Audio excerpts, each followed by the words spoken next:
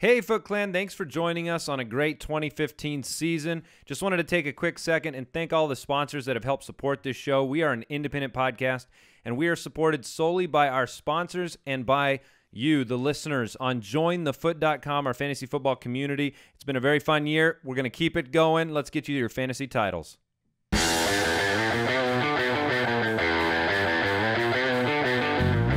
Welcome to the Fantasy Footballers Podcast with your hosts, Andy Holloway, Jason Moore, and Mike Wright. Welcome in, welcome in. It's our normal intro. You can't, show the unicorn every day. Well, there's a mystique of the greatness that was the intro for yesterday's show, and you got to let that rest as a one-off. I greatly underestimated the impact that intro would have on our Twitter feed. That went over very well. People enjoyed that, so that was a lot of fun. We are a two-man band again today. This is Andy Holloway, joined by Mike, the Fantasy Hitman Wright. Hello. Jason is, unfortunately, ill. He's disturbed. He is down with the sickness. I think he put all of his kind of, you know how your immune system can go down with high-stress situations? I think all last week his paranoia about losing to me got the better of him. He had nothing left. Yeah, he was on full tilt for at least half the week. It was disturbing, to say the least. Actually, it was entertaining to watch. Yeah. I won't get into it too much, but let's just say he was mentally unstable. Is that fair? More than normal. Yes. Okay. Yes, and now it has turned into a physical manifestation. Right. Yeah. So he's home ill, and we told him don't come into the studio because we don't want none of that before Christmas. We don't want none of that. We don't want none of that. So we've nice. got a good show for you today. This is our Tuesday show, our waiver wire show. We've got a ton of news and notes. You need to know what's going on so that you can prepare for your championship game or your third place game, or some of you are in the semis with the Week 17 games. So we've got it all. We got our streaming quarterbacks today. We've got a good show. Yeah, I'm very, very excited to talk about waivers. Yeah, waivers will be fun. And you can check us out on Twitter at the FF Ballers. Visit our YouTube page and subscribe to the channel. We will have content all year round, so we will not be stopping. When other podcasts may say, hey, I need a 6-month break from football, we say, no, you do not. You need a 0-month break from football. If football could go year-round, the world would be a better place. More peace on earth. Goodwill to wars have ended. I'm not sure peace on earth is the right theme with the Norman Odell Beckham Jr. situation. People are threatening people with bats, Mike. Yeah, the funniest thing I saw on that yesterday was immediately somebody started a Panthers bat Twitter account and was tweeting out apologies to Odell Beckham as the bat.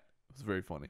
I'm just surprised we're here today. We should be ill after losing one of our favorite players and one of the best players in football yesterday, Tyrann Mathieu. Yes, and yeah, we being Cardinal fans. Yeah, I was going to get into my bad beat, but let's do the quick question first. All right, quick question of the day. There are two of them. Yes, I'll just go with both. One, Mike, this should be an easy one for you, right? How many touchdowns will Doug Baldwin catch this week? The only possible answers are 2 or 3. So 2 or more. That's the only options. He's got the Rams. Gotta go with 2. Gotta go with 2. He's been incredible. 13 on the year, 10 in the past 4 weeks. That's what it is. 2-3, 2-3. We normally say stay in the flames with Doug Baldwin on this situation. You'll burn yourself. These aren't the flames. You are full on center of the sun. You're Dr. Strangelove, and you have climbed upon that nuclear bomb. You are waving your cowboy hat in the air, and you are riding it and screaming to a championship. I mean, he might bring some people a title on the back Not of Dougie Mike. Baldwin. He is. That's happening. All right, so you had one too. You prepared one. Yes, my quick question of the day. This is more of like a trivia type of a thing for the listeners. I have been a top 10 tight end the last 3 weeks, and I'm only owned in 13% of leagues. I'll give some people the chance to think about that. for a second. A top 10 tight end the last 3 weeks. Is it Jimmy Graham? No. Is it Jeremy Shockey? Oh, Jeremy Shockey. That takes me back. I know who it is. Go ahead. Let the people know. Will Tye, the TIE fighter. Absolutely. And I especially wanted to point him out at the top here with an impending suspension for Odell Beckham. Mm-hmm. Will Tye, if you need a tight end this week, we'll talk about him a little bit later. Sneaky. Could be a very, very sneaky. Yeah, and you should be able to get him because I just don't think there hasn't been enough time to process what he's doing. And yeah, top 10 tight end 3 weeks in a row. And far less people scrambling to the waiver wire. Yep. So, all right, every week we like to read a review from the listeners. Your reviews on iTunes, on Stitcher, wherever you're listening, they help make this show what it is, and we really appreciate them. It's been actually very humbling and awesome to see how many people have had success and for me, have come back from kind of bad starts to the season to ride their way all the way into title games or into the semifinals. So I heard ride the whale. You heard ride the whale? Yeah. It's been really encouraging for me to hear people ride the whale. Is that I'm trying to translate that into something relevant for fantasy, and I just can't do it. I'm just imagining somebody riding a whale to a fantasy championship. Okay, well, we'll get somebody to Photoshop that for your entertainment. So let's go ahead and read a review today. Reviewosaurus Rex. This one comes in from Cain the Able. It's entitled Fantasy Cuisine Extraordinaire. The fantasy footballers provide a daily dose of fantasy advice along with a healthy helping of fantasy vegetables. Heat it all up in the fantasy flames and serve it piping hot. It's the complete fantasy meal you need to be a fantasy champion. If you started out, or I started out as a fantasy loser, and now I'm deep in the fantasy playoffs. Fantasy! Yeah, I was going to say the word fantasy was in there a lot. Yeah. And sounds like you're doing well. So thanks for that, Cain the Able. We appreciate your review. Let's go ahead and get into the news. News and notes from around the league. All right, there is a lot of news, and whenever there's a lot of news, I want to cover it both fast and thoroughly. So that, it's impossible to do both. But let's talk about Odell Beckham Jr. Yes, that's the breaking big time news. We might have to linger on this for a little bit because that's fine. I got some talking to do. Well, let's do that then because Odell Beckham Jr., we said yesterday on the show, likely to be suspended. The news broke later yesterday, suspended for 1 game. The news on the appeal, he's going to appeal. That should be handled today or tomorrow at the latest. We will know whether he's actually available for that game. My gut tells me he is out. Yeah, you cannot tolerate that. I agree. You got to if you're an Odell Beckham owner, you need to be prepared that he's going to be out. And generally, we're a very fantasy focused show, but I was watching after the game last night, Monday night after game. the Monday night game, where Ray Lewis, Steve Young, Trent Dilfer, these guys, they all always do a wrap up, and I like those guys. I like the banter between the 4 of them generally.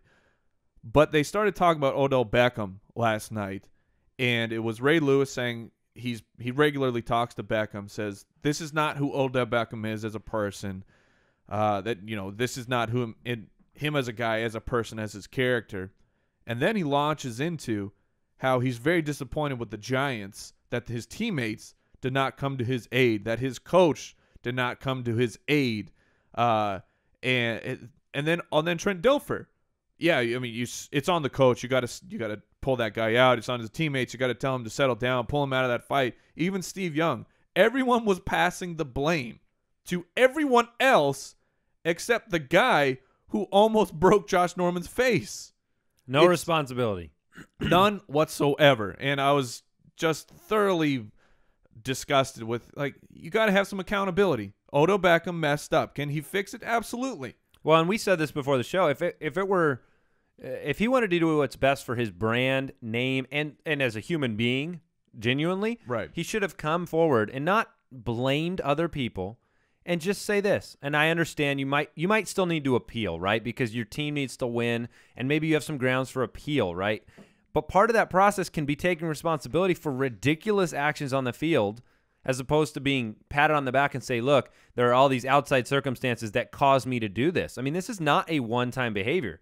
This is something we've seen multiple times. You showed me a video right before. I don't know if you retweeted that. I did. Yes. Where he blows a guy up for no reason whatsoever and then hides behind a referee to, avoid the repercussions of that.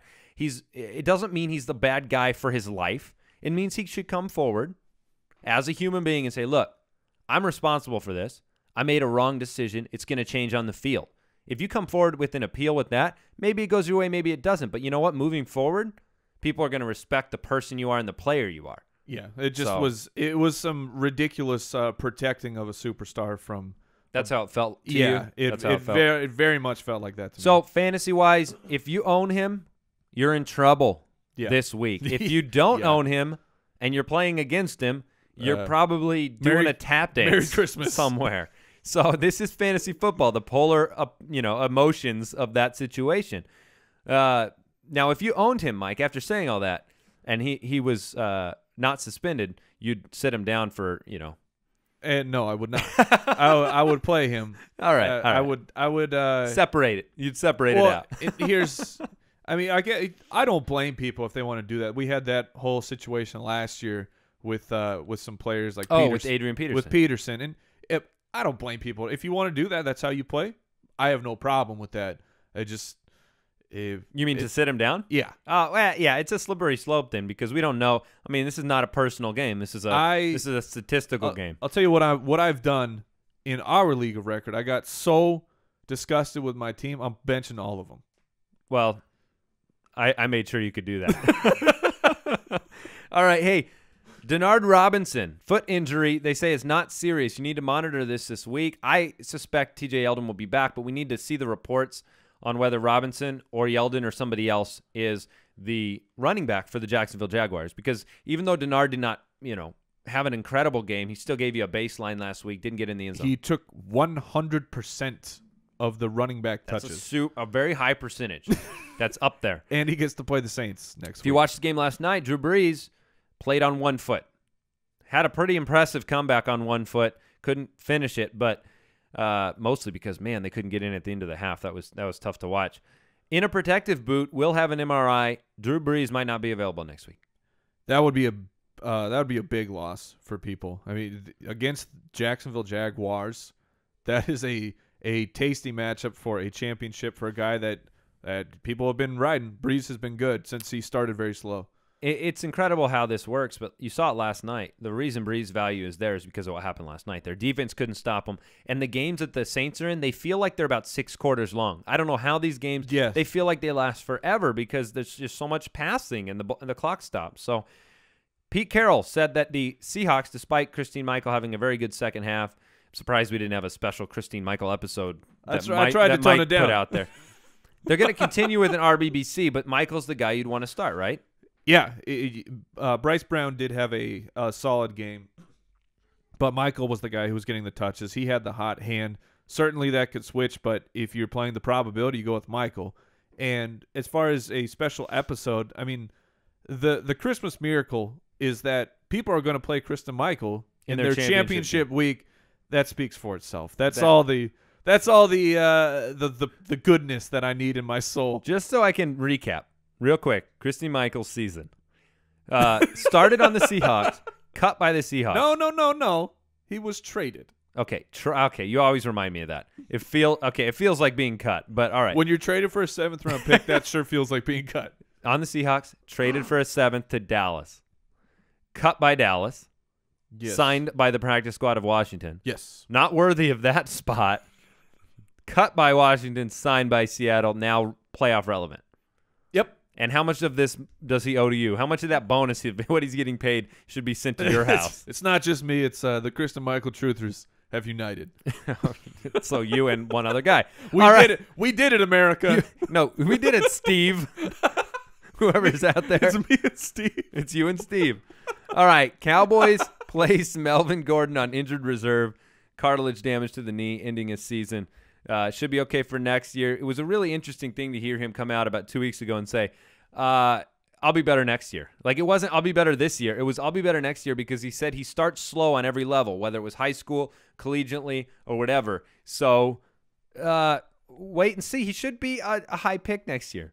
I mean, not a high pick, but he'll be a starting running back selection with upside. He will be a value. Melvin Gordon there you go. Is the list I was talking about of guys to not forget. Melvin Gordon is absolutely on there. He's going to be a guy you can draft probably in the 5th or 6th round who will be a starting running back. And we'll talk as soon as the regular fantasy season's over, we'll be talking about those guys, the undervalued guys that we see projecting going forward free agency. But right now Melvin Gordon's out. Danny Woodhead, upside play this week, right?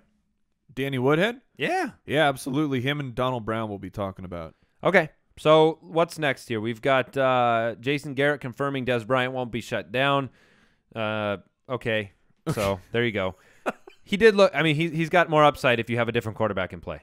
Yeah. So if Kellen Moore's out there, Des Bryant's okay because he's going to target him because you know what smart quarterbacks do? They kind of target the giant guy that you can give him the ball even on a screen pass, he can take it to the house. Matt Castle is very confusing as the Dallas quarterback, not focus firing at Des Bryant where when he was in Kansas City, I mean, he was completely focus fired on Dwayne Bowe.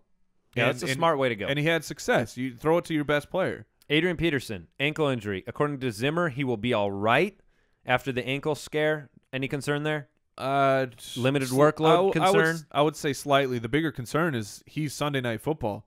And if you're an Adrian Peterson owner, you best have a Sunday night option available. McKinnon, Asiata? Yeah. Somebody else. Somebody who can at least put some points up. What you can do is you can sign one of maybe the Giants, maybe Shane Vereen too, as a super backup option just for an emergency case. It's better to be safe than sorry in that situation. Danny Amendola, knee sprain, not going to play. Probably won't miss the real playoffs, but irrelevant for fantasy. Marcus Mariota, we talked about yesterday. He's done for the season. Quarterback news for the Colts. Andrew Luck not playing in Week 16. Pagano said that Matt Hasselbeck is beat up from the feet up. Chuck Pagano is a soundbite machine. He is. So that is something you can never take away from him. I agree. So that being said, Matt Hasselbeck, if he's out there, he's a shell. Oh, and he's trying to throw to Hilton. You cannot play Hasselbeck. I was watching a lot of that game on Sunday. You said he was dead, and then like 5 minutes later you go, he's back in. Yeah, he went full Lazarus and returned to the game. He just every time he goes down, I mean, you feel bad. So this week is not a good week for a receiver for Indianapolis. No, no. Okay, so Shady McCoy, torn MCL week to week. How are you week to week? I don't know. I don't know how that works. I don't know the knee. I don't know his knee. I'm sure LaShawn McCoy is he's on the phone day and night with Antonio Gates learning how do you play without an MCL when it is such a big part of what you do. Yeah, it's impressive. So John Fox has declined to update us on Alshon Jeffrey. This is actually a league record for the most times that he's declined to update us on Alshon Jeffrey for a season. He just broke the record, which is impressive. So if you own him in your annoying coach league, he is number one. Thanks, John. Yeah. John Harbaugh said there's no way he's going to banish Buck Allen after fumbling in Week 15. That was his second week in a row. He was banished in the game. He was banished from the score sheet if you're a fantasy owner. But this week, they play the Steelers. Do you have any hope for Buck Allen? Minimal. Yeah, me too. Minimal. Ron Rivera said he's going to play his starters in Week 16. Thanks, Ron. Well, yeah. I mean, people wondered, though, are New England and Carolina best served to rest them for a couple weeks?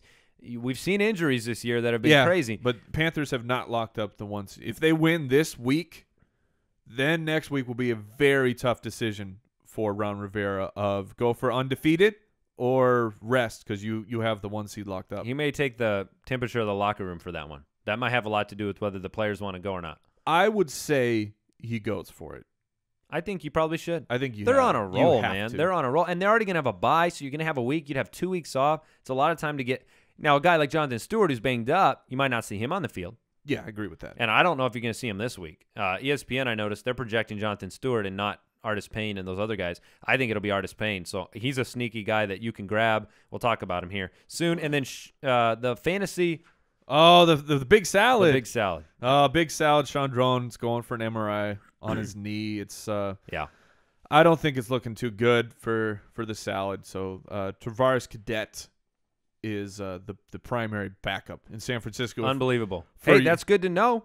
Yeah, I mean, they got the Bills. The Bills didn't show up last week. He caught, I think, 4 of 6 targets or so. So PPR, maybe. All right. Let's get into the waivers here soon. Before we get into the waivers, want to take a minute to thank the sponsor of today's show, PokerStars.net. We've been talking about them all month, and look, it is an easy way to get started. Just go to PokerStars.net, click a button, install the software. You can play for free as long as you want.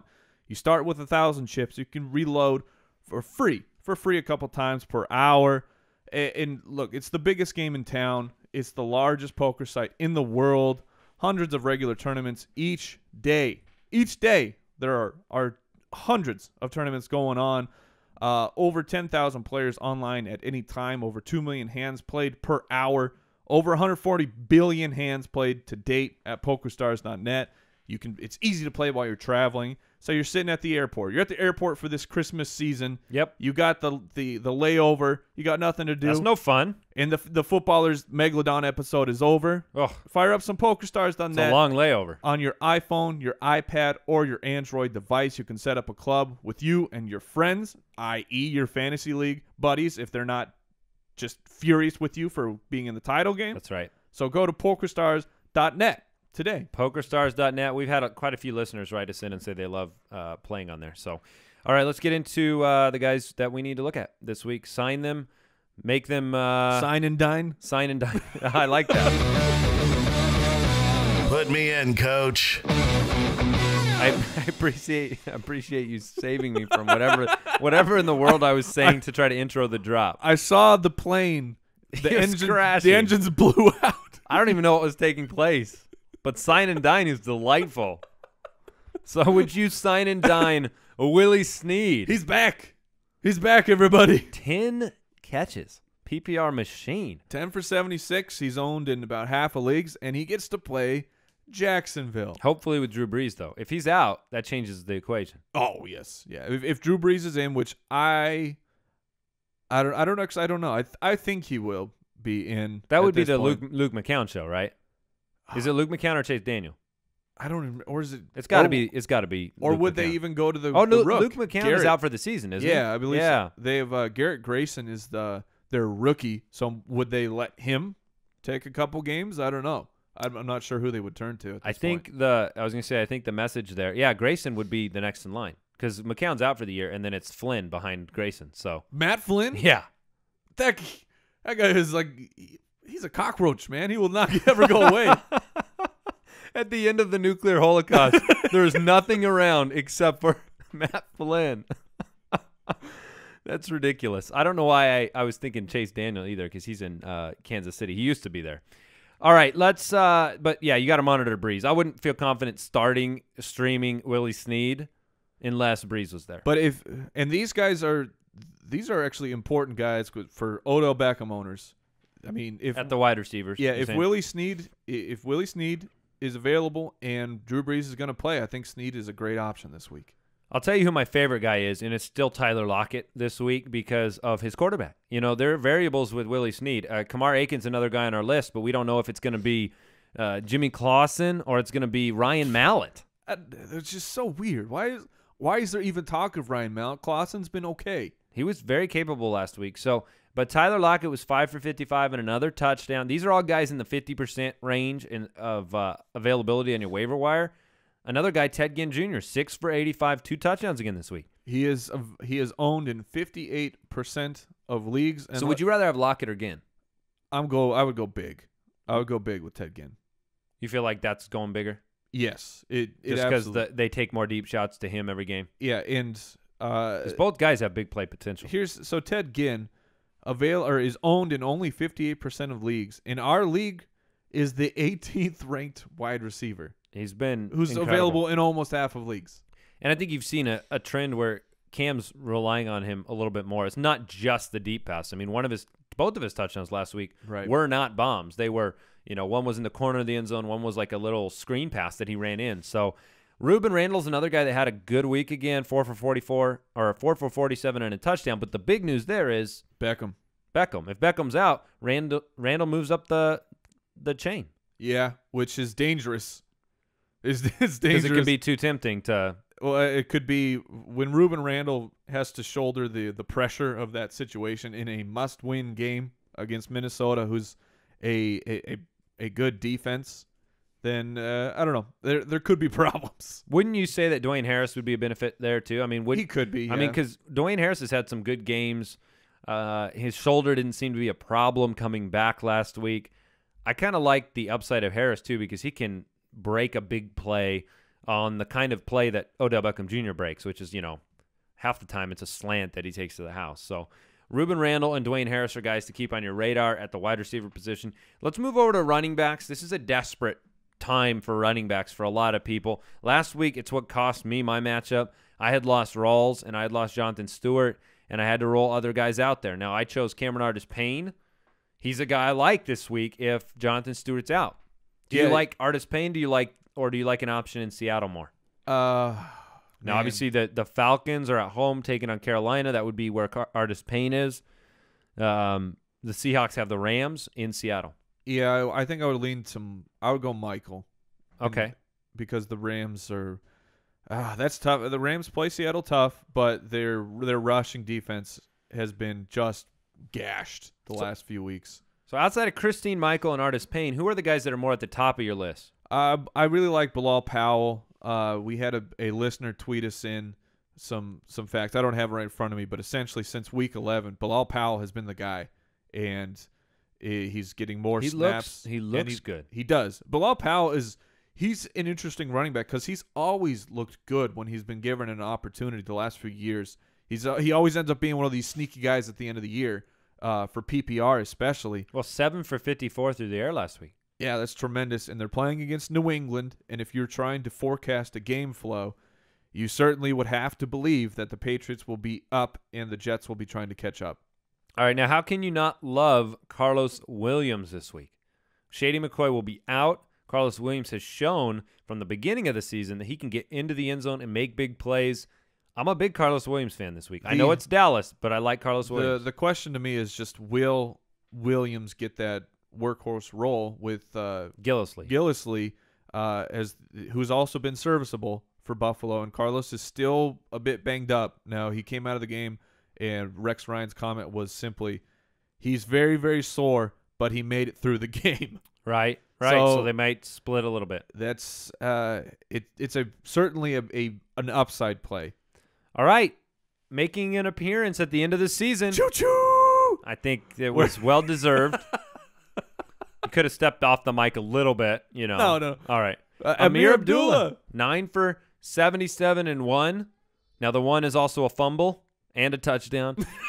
2 for 12 through the air. I mean, always looks like he's a leg tackle away from a home run and always gets tackled by that leg tackle. If watching Abdullah's touchdown run, his ability to change direction at full speed is incredible. Now, he's been a little rough. I compare him to, I don't know, did you ever see Casey Jr., the train, when you were young? This is the I Think I Can train. Oh, okay. I think I All can. right. So he's an express, but he's been going up that hill.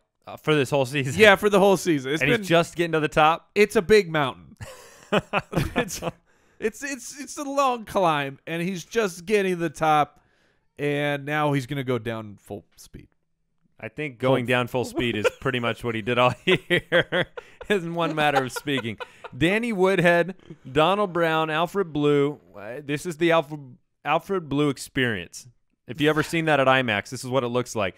1 out of every 3 or 4 games. Yeah, the projector just breaks down. Yeah, I just don't understand it. 20 for 107. He got this is why I ran away from Chris Polk and Jonathan Grimes as soon as we heard Alfred Blue was okay. They said he was banged up the game before.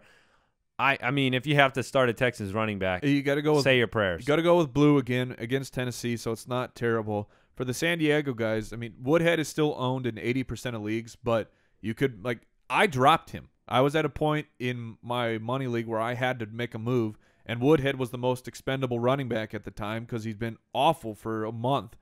Now with Melvin Gordon out, it could be the Woodhead show. Donald Brown was 12 for 90.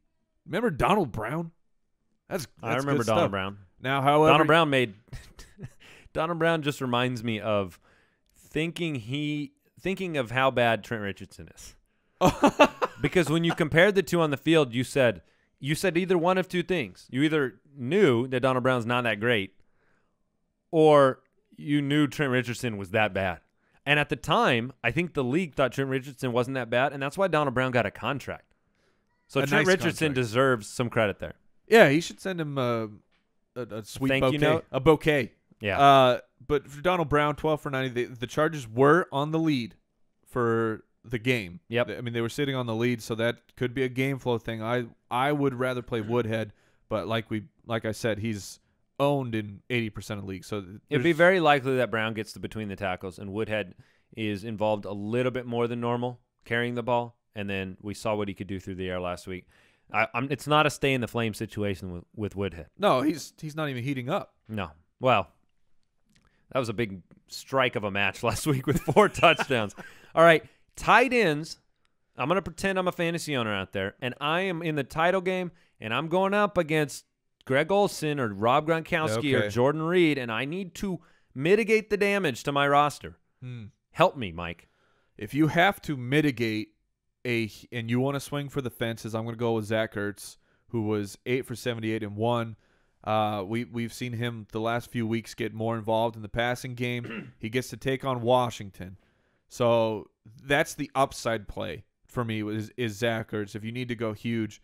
If you need to go steady, the guy we were talking about at the beginning, Will Tye, 5 for 43 and a touchdown, only owned in 13% of leagues, playing against Minnesota. With upside. With upside because a team that does not have Odell Beckham.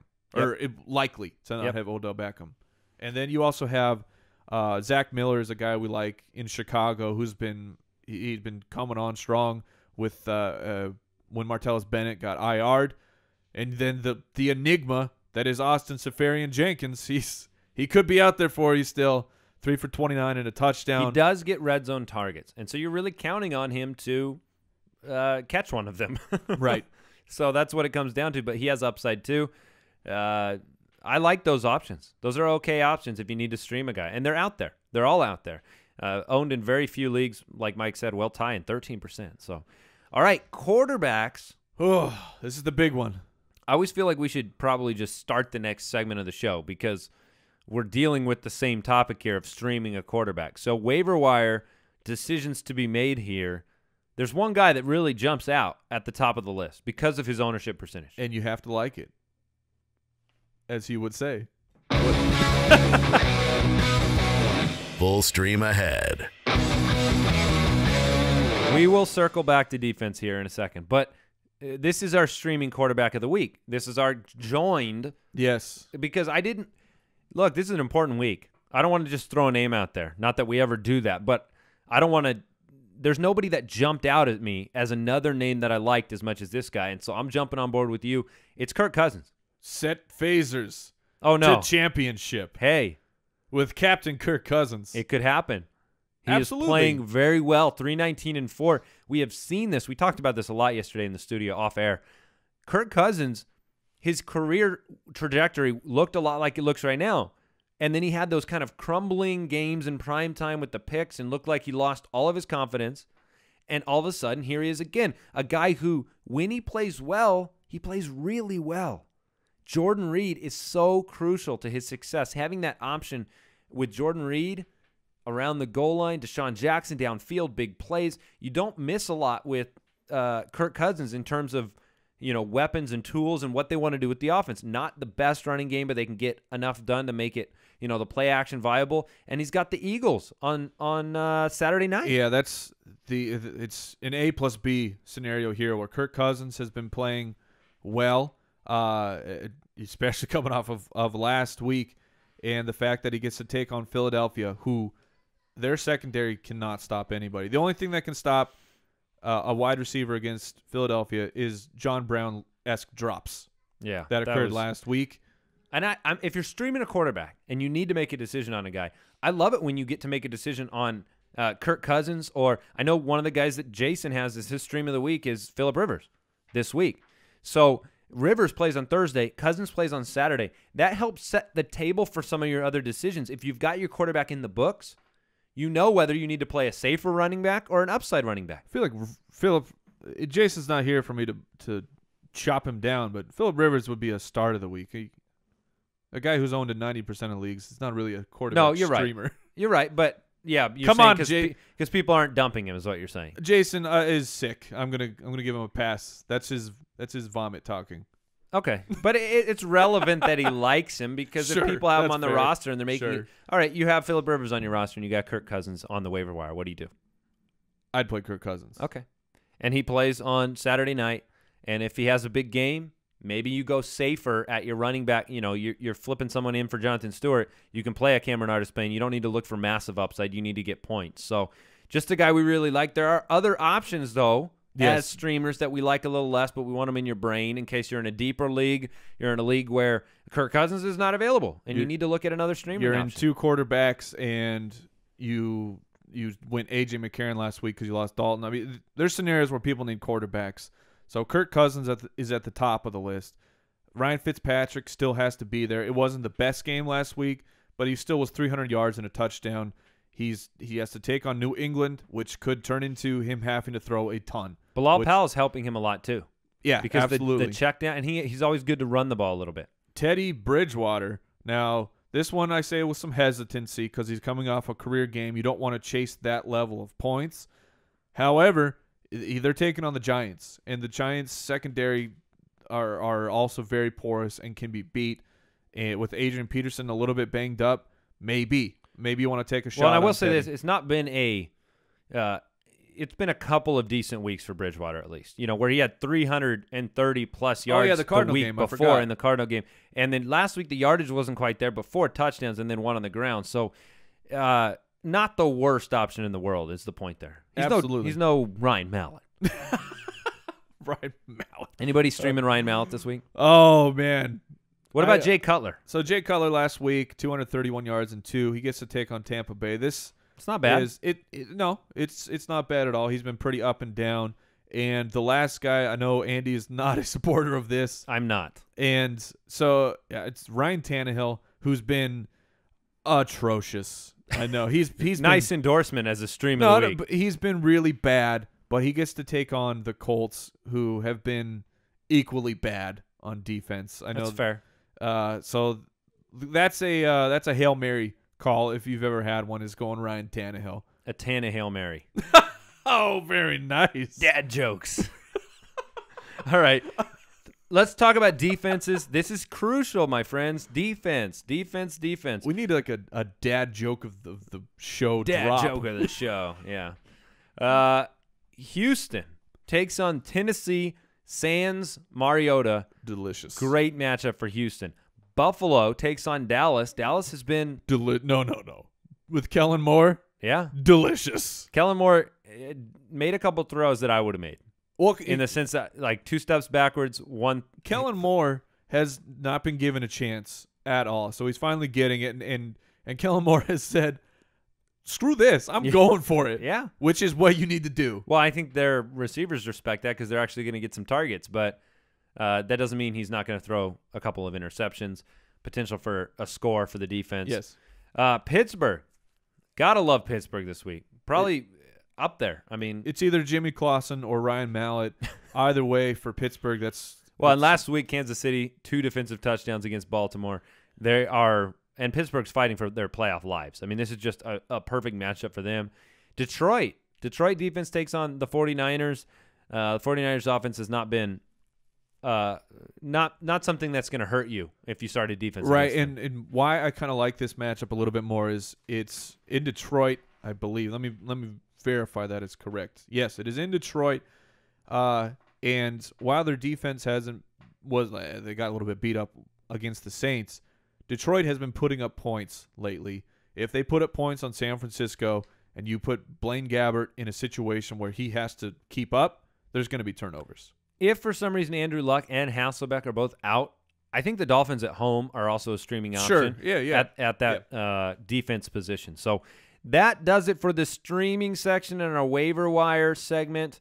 Do you have any parting words for the audience before we get ready for the big Megalodon show tomorrow?